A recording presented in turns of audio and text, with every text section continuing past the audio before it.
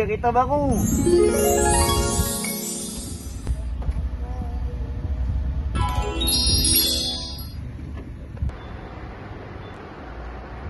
Oi.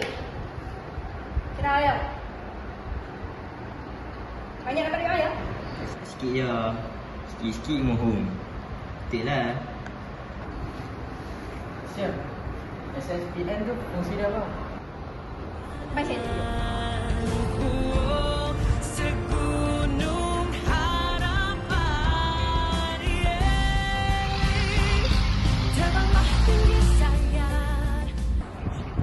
Weh, yang ni kita simpan duit raya naik SPN je.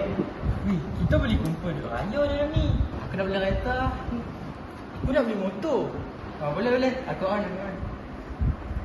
Apa simpan dalam ngabur kan? Baik simpan dalam kamu bilik tu.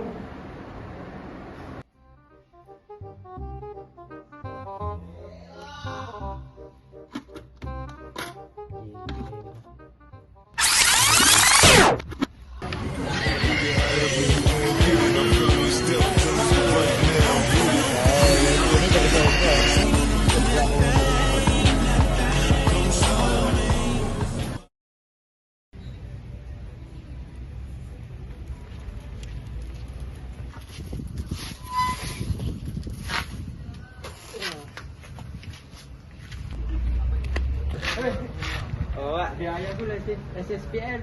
Dah cukup lah. Aku boleh beli kereta. Bamus. Duit raya yang simpan dalam bilik tu sana. Ada. Mana ada apa? Tapi tak payahlah guna semua. Simpanlah untuk you nanti. Sama belajar. Alang-alang kita ada duit lebih ni, jom kita pergi main bowling. Ni raya-raya pun nak pergi main bowling. Alah, duit aku dah habis. Baru je beli baju raya kemarin. Sian tak ikut Jom, ni balik.